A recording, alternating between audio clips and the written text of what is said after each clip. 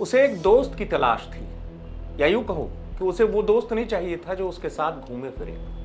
उसे एक ऐसे दोस्त की तलाश थी जिससे वो शादी कर सके। एक महिला डॉक्टर की यही तलाश और उसके एक दोस्त का मिलना और दोस्ती का आगे बढ़ना, बात शादी तक पहुंचना, दिलचस्प किस्सा है। एमपी के एक महिला डॉक्टर की गुजरात की टीचर से दोस्ती और दोस्ती का परवान चढ़ना, गुजरात से आशिक टीचर का एमपी के रीवा आना, और उसके बाद जो हुआ वो काफी हैरान करने वाला। दरअसल रीवा पुलिस अपने काम को, जैसे होता है पुलिस अपना काम में मशगूल थी, व्यस्त थी।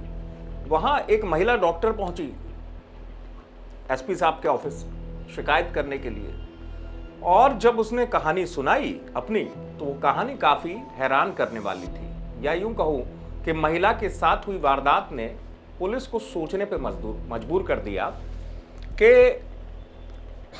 इस महिला डॉक्टर के साथ एक टीचर ने सनक में क्या कर डाला। बात ही कुछ ऐसी थी। हुआ यह था, जैसे मैंने आपको बताया, वो दोस्त नहीं पति तलाश रही थी। उसकी वजह थी, उसकी वजह यह थी कि वो तलाकशुदा थी, उसका बच्चा भी है।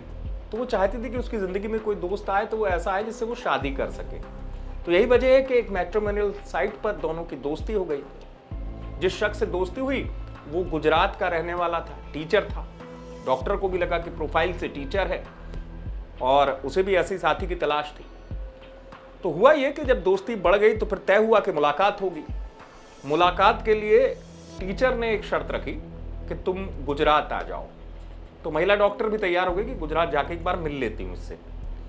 लेकिन हुआ ये कि जो महिला डॉक्टर के घर वाले हैं, यानी परिजन जिनके साथ वो रहती, उनमें से किसी की तबीयत खराब हुई, उस वजह से वो गुजरात नहीं जा पाई।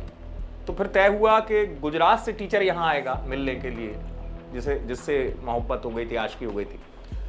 तो वो गुजरात से आया और उस दौरान घर के लोग चले गए थे इलाज कराने के लिए बाहर, और वो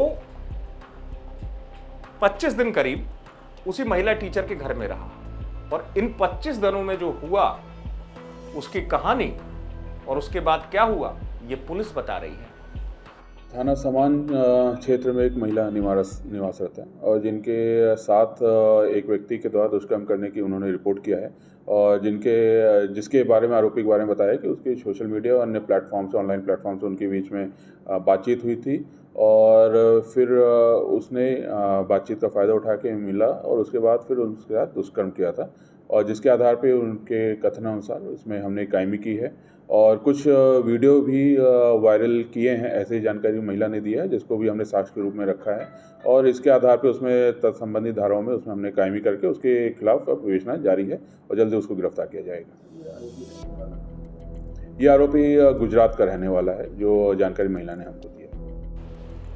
तो सुना आपने, पुलिस अधिकारी बता रहे हैं कि उसी महिला ने फिर आखिरकार जिससे शादी करना चाह रही थी, उसी के खिलाफ रेप का केस दर्ज कराया। वजह साफ थी कि इन 25 दिनों में वो शख्स जो भोला भाला नजर आ रहा था, वो हैवान बन चुका था, और उसने नशीला पदार्थ देकर उसके साथ रेप किया, वीडियो बनाए और फिर ब्लैकमेल करने लगा। और उसने ब्लैकमेल तब नहीं किया, महिला क्यों मजबूर हुई, उसकी वजह यह थी कि जब वो चला गया वहां से गुजरात, तो उसने शर्त रखी कि मैं तुम्हें जब बुलाऊंगा तुम्हें तब आना पड़ेगा, गुजरात आना पड़ेगा तुम्हें।